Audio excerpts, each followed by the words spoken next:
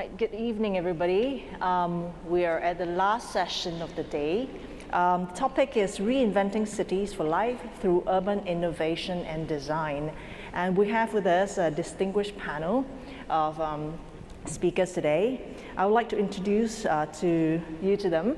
On my left is Mr. Kim Young-dae. He's the Secretary General of the International Transport Forum at OECD. Next to him is Mr. Kalle Sebring. He is the General Manager of Nissan Group in Asia and Oceania. And right at the extreme, on my extreme left, is Ms. Verena Andrio, Managing Director of Wilmert and Associates.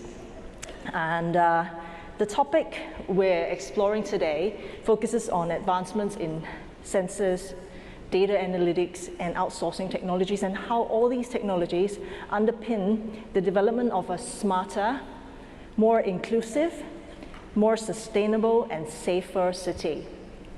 What do we mean by that? We're talking about outcomes such as cleaner air, less carbon emissions, roads free of traffic congestion, streets that are well lit and safe to walk on, and public transportation free of sexual harassment, buildings that are safe to enter and free of hiding places that put women at risk or children at risk. And what the panel will discuss today in general is what we can do to make our urban environment a better place. And each of them will start with a short presentation, and then we go into the discussion later on. So we start with Young-dae. Good afternoon, everybody. I'm happy to be here, one of the minority at this event, which is a really rare case in my life. I'm very happy to be a part of this excellent event. But since 2017 already, I contributed to Women's Forum in Paris and elsewhere.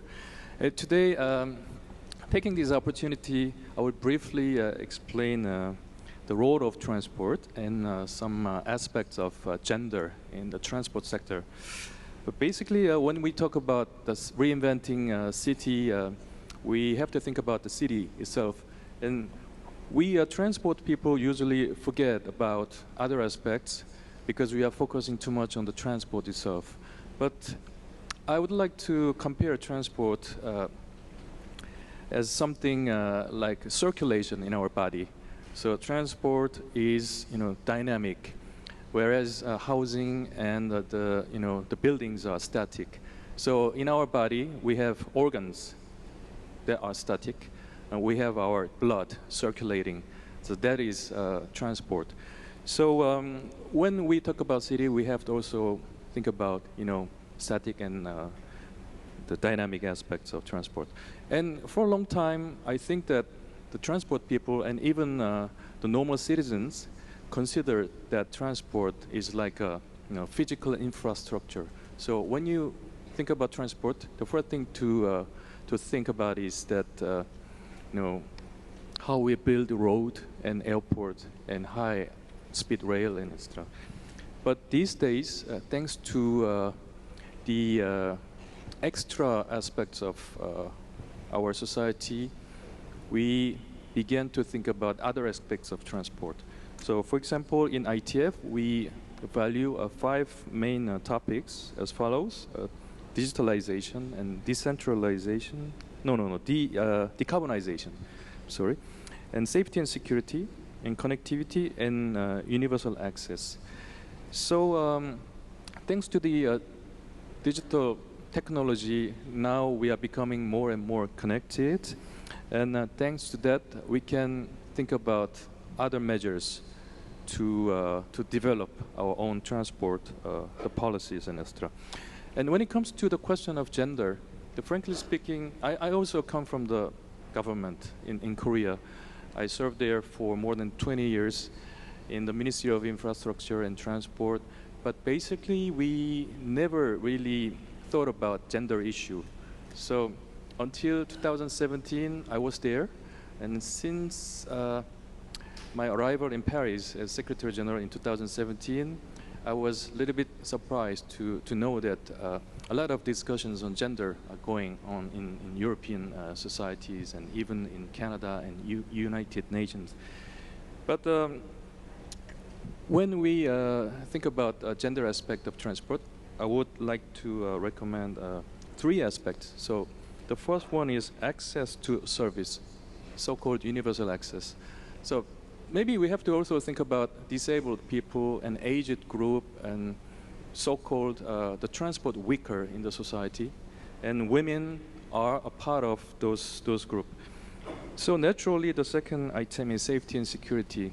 You know, in public transportation, according to a survey, 81% of the women experienced, sexual harassment. And the third aspect is employment. We are talking about the ratio of women in the transport sector. In the European Union, is slightly around 20%. I guess in Asian society is less than 20%. Traditionally, because we think that transport belongs to men's world and physical infrastructure that requires physical power and etc. So it's time to change, and our role is to wake up people and raise awareness of the importance of this gender aspect. So we analyzed, for example, 8 cities, 4 cities in Asia and 4 cities in Europe, and we could find some travel patterns similar to any women in the society. So basically, the men go to work and come home, and it's quite simple. But for example, women have to take care of children and do family chores in the daytime, and they go to school and shopping and etc. So quite complicated and simple. So if you know that there is a pattern that we can pay attention to, then we have to reflect it in our policy world. So the gender that was long time ignored and forgotten is now rising, and we have to think about that. That's why I'm here, and I'm also ready to learn. Thank you. Thank you. We move on to Carla. Thank you very much. Very honored to be here as well on behalf of Nissan. We're proud to sponsor for the 2nd time in a row in Singapore this forum. So really pleased to talk about a topic that is also very close to our heart. You talked about safe, smart and sustainable mobility, and as a car company, as a car producer, I think Nissan also has a big role to play, and Nissan together with our other car companies, to make our cities better places to live. And really, it's an exciting time because the technology is helping us do that. Just a few examples. I think very visible in the coming years will be sustainable electrification of mobility. Until recently, driving an electric vehicle was not a viable option, but as the technology improves, as the price is going down, I think that's going to be more and more a viable option. And interestingly, particularly women are more open to adapt these technologies and are more open to make lifestyle changes for a better sustainable living. So yeah, that's an interesting topic, I believe. But also the way we look at personal transport is changing. Last night I needed to visit a friend, and I didn't even think about calling a taxi anymore. I just grabbed my phone, I used Grab, and within 5 minutes I had a taxi right in front of me. So, and I think many of you have the same experience, whether it's in Singapore and other cities, but Uber was only founded 10 years ago. So it's changing really fast. It's now already in Singapore being taken over by Grab. So imagine how fast things are going. I think that's also not just convenient, it's also it's a safety benefit, because Singapore is a safe city, but in many cities you don't want to wait alone at night whether a bus will come or not. You want to be able to call a taxi that comes to your home and drops you off right at your location where you want to be. So for many situations, this kind of technology is very beneficial. But that's only the beginning of smart, connected vehicles. I think in the near future, you will see many more benefits from having cars that are connected to the internet. it's already very normal that when you have a phone, you get a software update and it's automatically updated while you're sleeping. With the 5G networks coming in the coming years, the cars will get connected to the internet as well. And that's more than just, okay, I'm going to live stream my music to my car. It's really how can we as car companies use the data that we get from the millions of cars on the roads and really to create better driving experiences. We can know, of course, while protecting and safeguarding the privacy of the people, we can know what certain audiences want from their car.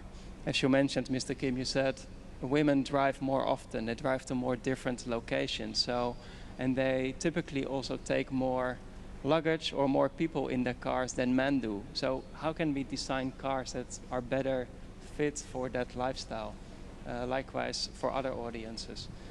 I think that's only the beginning. We can share that data with city officials, and instead of just seeing where the traffic is, like you can see now on Google Maps, by having that amount of data, you can actually predict the traffic.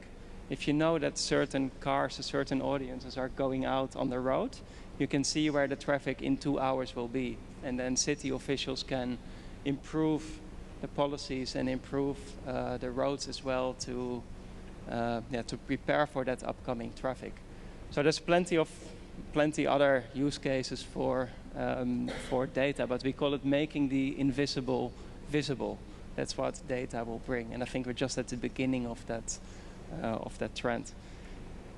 I think in terms of inclusion, I think to round off, I think it's very important for any car company and also city officials to listen to various audiences, because I think the previous speaker said fish cannot see water. Likewise, we don't know what we don't know. So we can, as a man, I can try to think what a woman wants, but I'm pretty sure I cannot do that. So we really need all the audiences in the decision making. I don't even pretend I can do that. So you need all the different perspectives, not just gender, but also different cultures to make the right decisions for our cities. Right. Thank you. So do we need bigger cars because we feel safer in them? Actually, in many countries, you see the trend towards smaller cars. Indonesia has always been traditionally 7-seaters, very popular. Nowadays, families are getting smaller. People move outside of their parents' house on an earlier age, so they don't need 7-seater anymore. Okay, great. Thank you.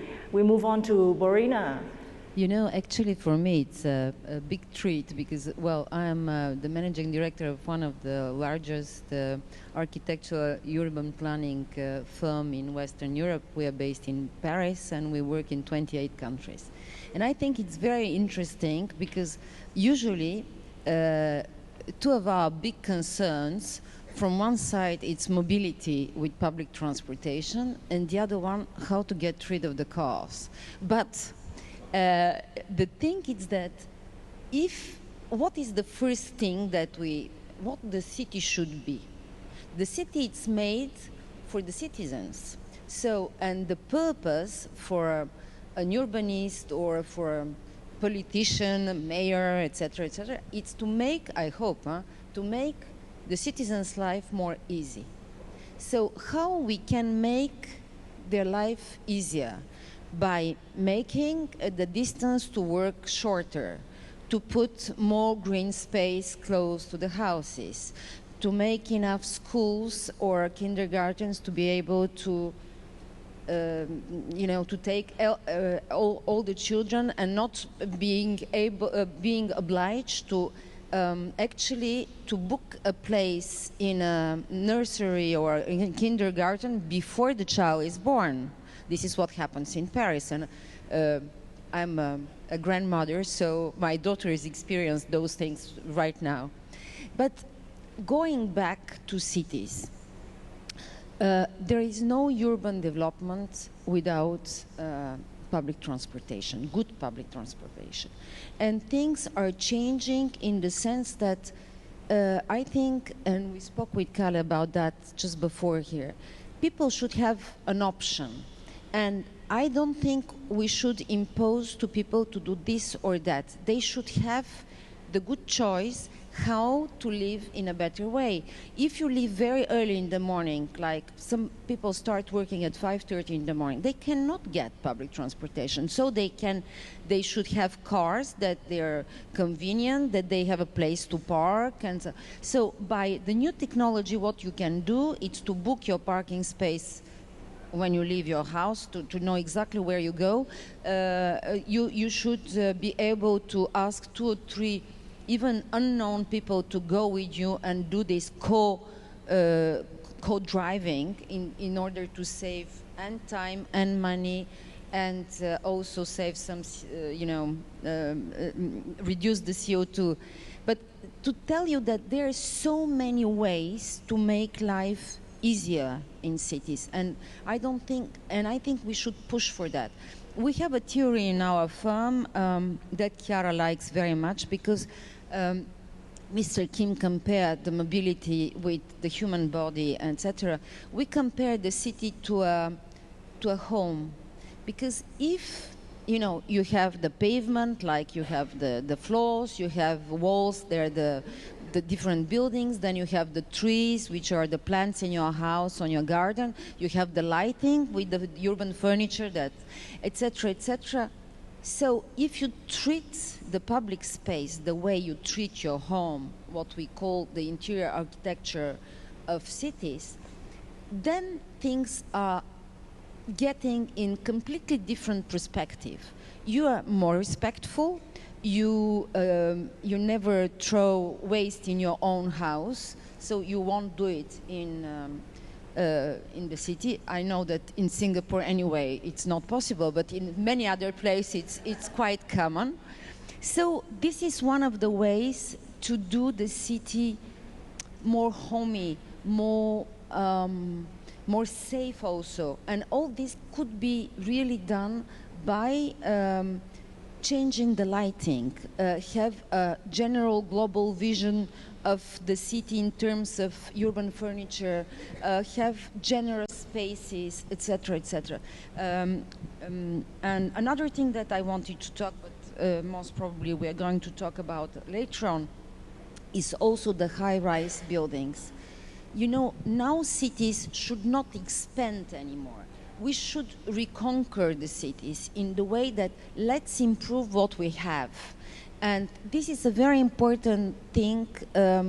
We have, for instance, a foundation for young architects, European Foundation, just to teach how to give a second life to an area or buildings with the technology of today, without doing pastiche. It's very important, because I think we should get advantage of all the new technology, new ways of living, of working, of collecting data, which is quite, global vision. And at the same time, we should be extremely traditional in the way of building, because the different habits belongs to each country, to each city. So keep the personal side, the individual side, and take advantage of tomorrow, because the tomorrow is always what we prepare and take from the past.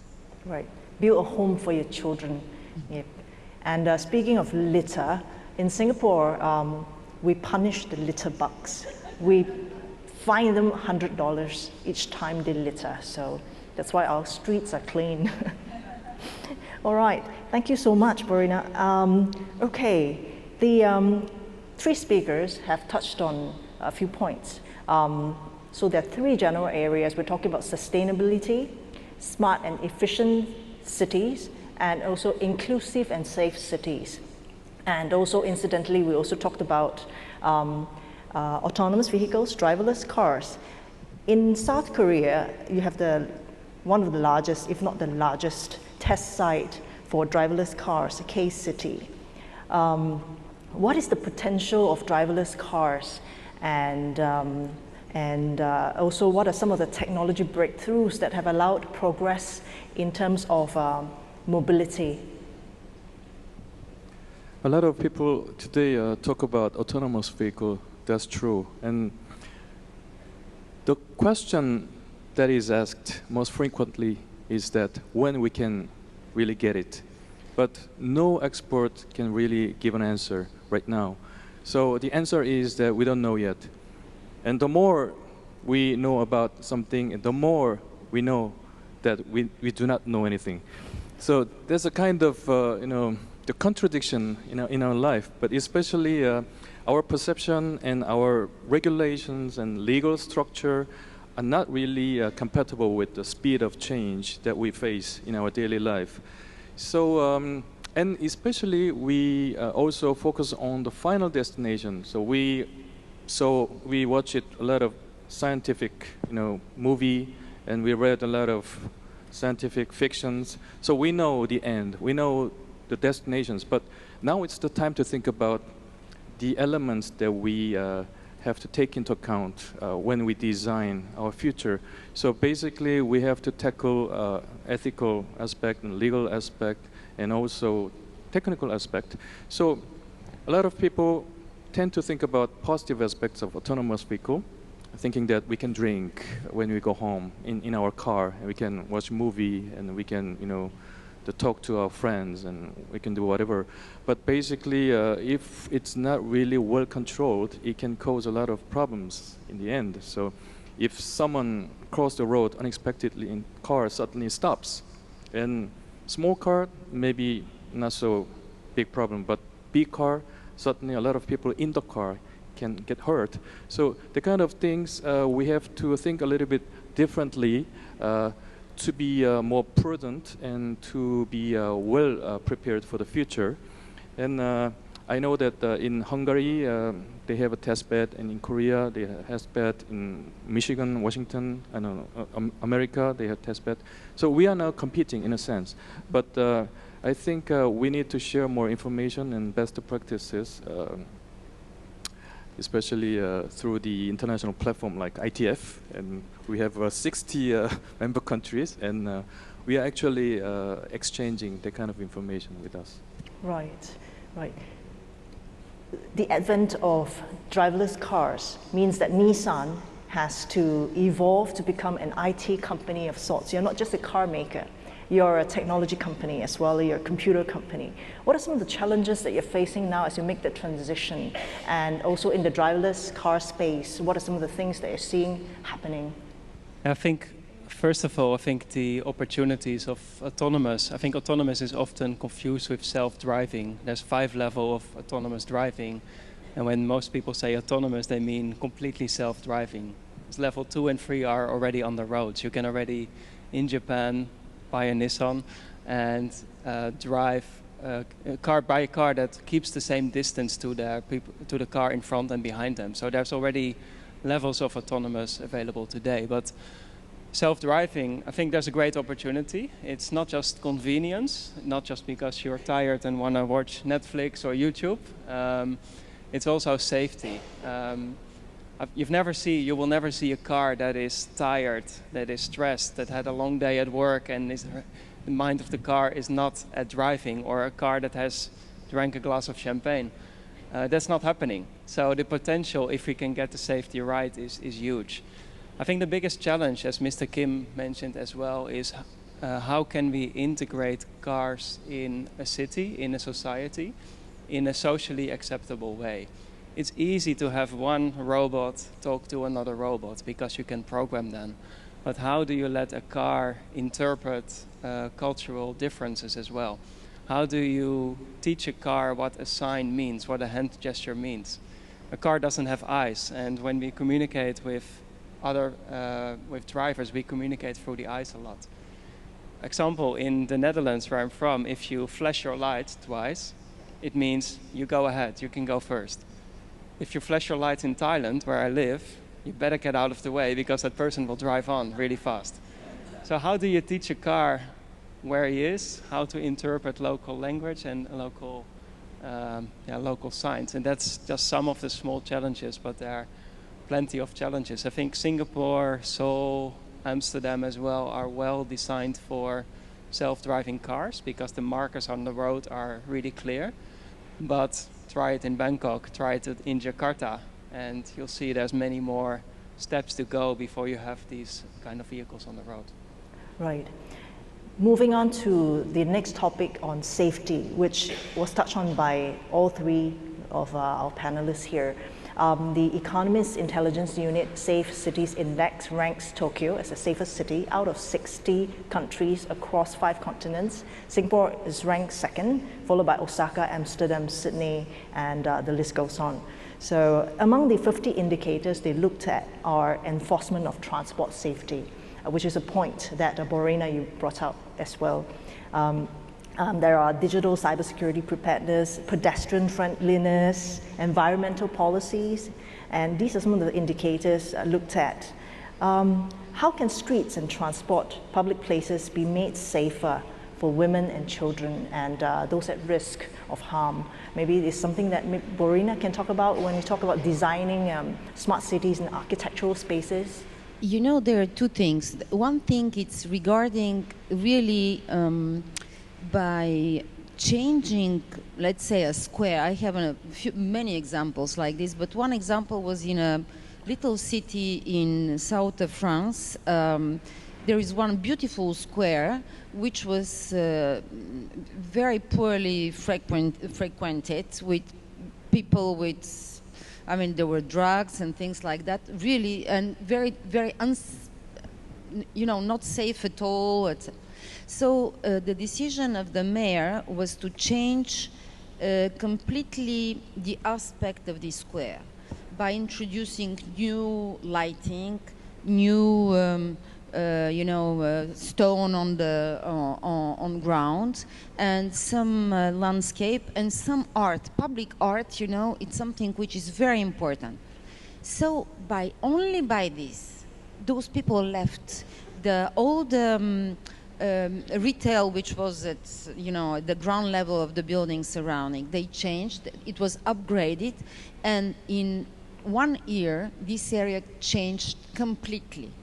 I remember 30 years ago in San Francisco, or in New York, there were areas that when you arrived there, they would be crossed on the map saying, you don't go there.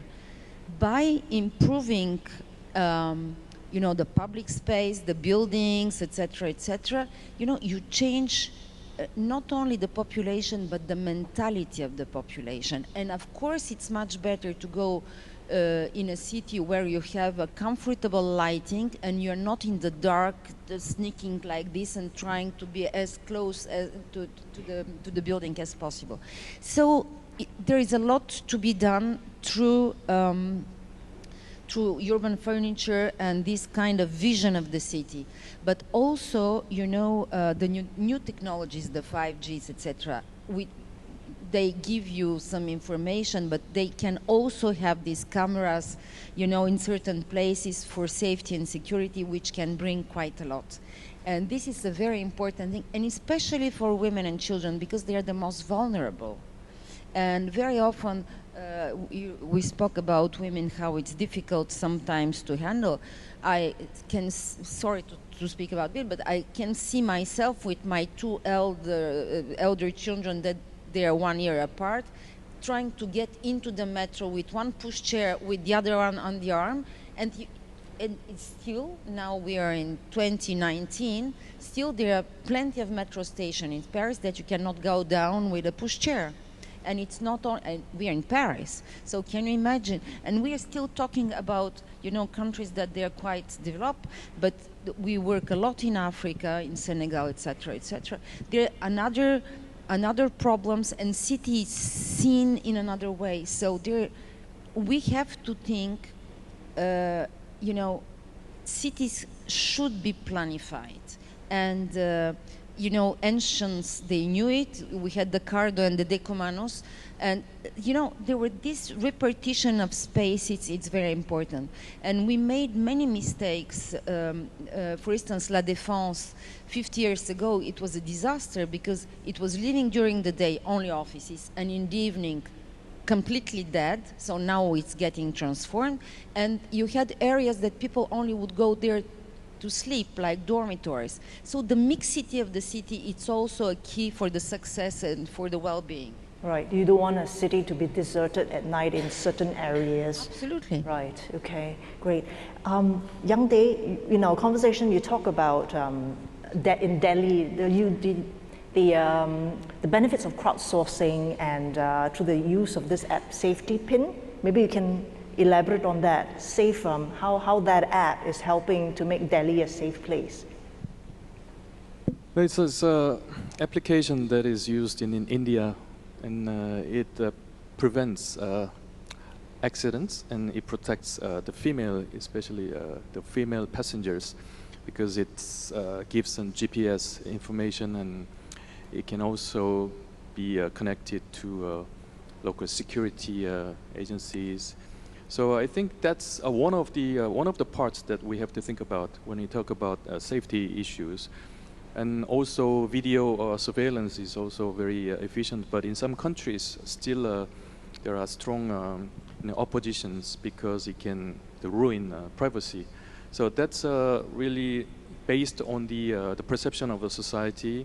For example, in Korea, when you go out of your home and until you come back at night, and they say you get almost more than 100 shots somewhere. So the city is watching you.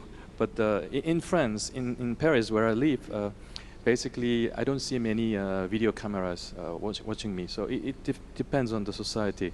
But definitely, if the people with bad intention are aware that their action can be traced and their action can be monitored, and I think definitely they can have a positive impact on the reduction of an incident and accidents.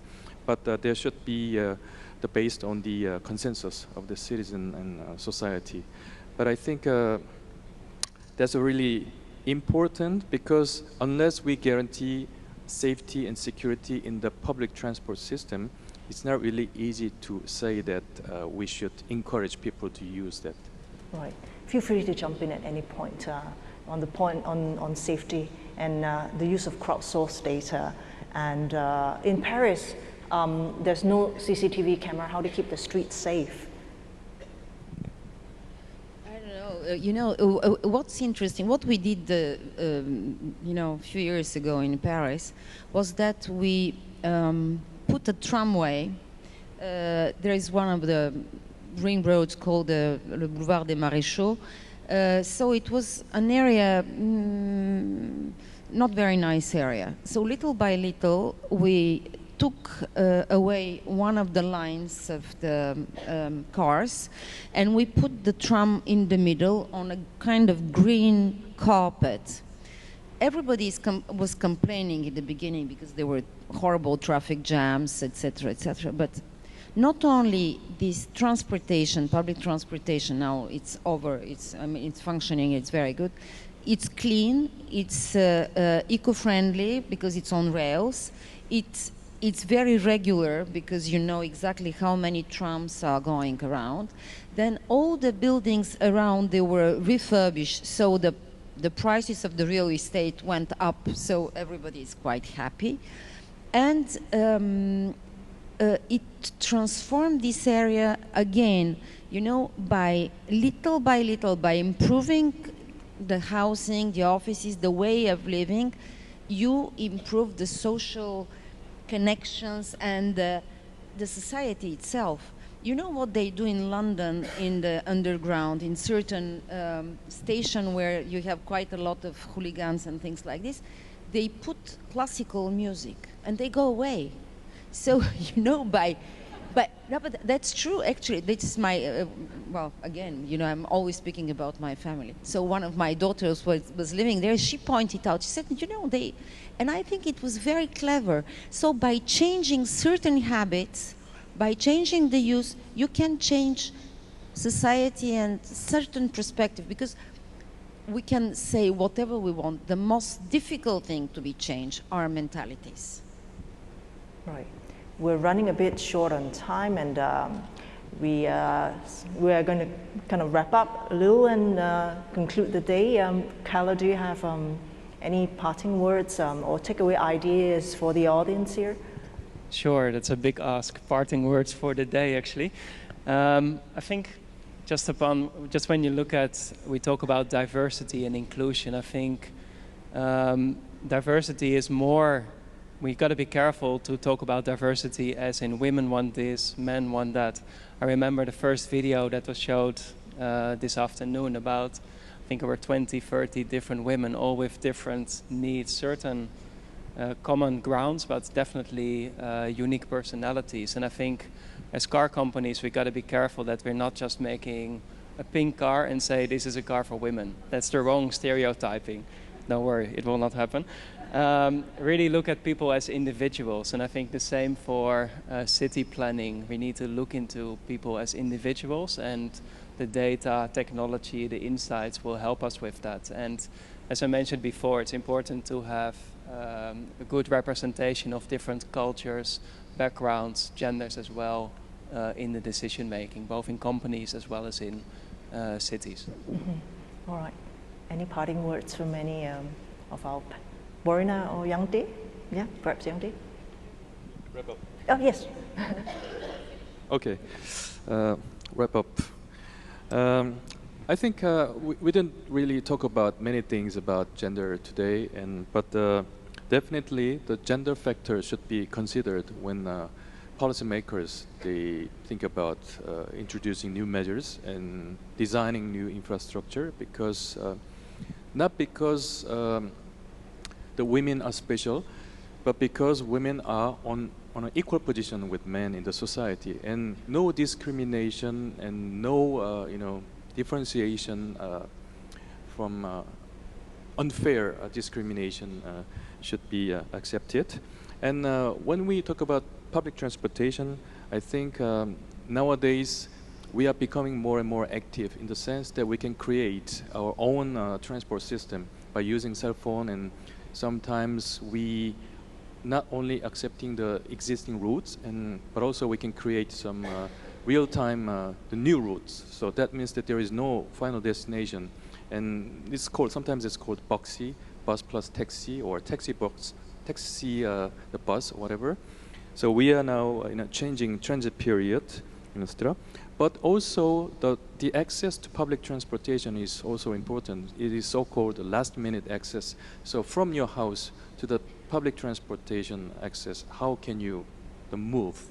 So that's also a very important topic. And today we had no time to talk about employment situation of women in transport, but ITF is now committed to enhancing the employment of the women in the transport sector, but it should be also the link to the education, the high education and the middle school and high school. So in general, I think we are now making collective efforts in cooperation with Women's Forum and with our other international partners. So surely it's going to take time, but it's important to know that we are now taking the lead and all together. So hopefully we'll get the result as soon as possible. Great. Thank you. You know, there were so many things to be to be said that it's just like an appetizer, but I think you're all hungry. Anyway, so the thing that I wanted to say that, you know, we have also to think about cities like at certain point there was one centrality. It was, you know, one city center. Now we're talking about many centralities within one city, with one megapolis, and this, it's always around the hubs of transportation. Why? Because you can park your car, you can take public transportation, you can change different typology of, and then you can develop a real new area with new offices, new housing, new schools, new medical things. So everything should be very close to your home. And because this is the way we are going to improve our lives.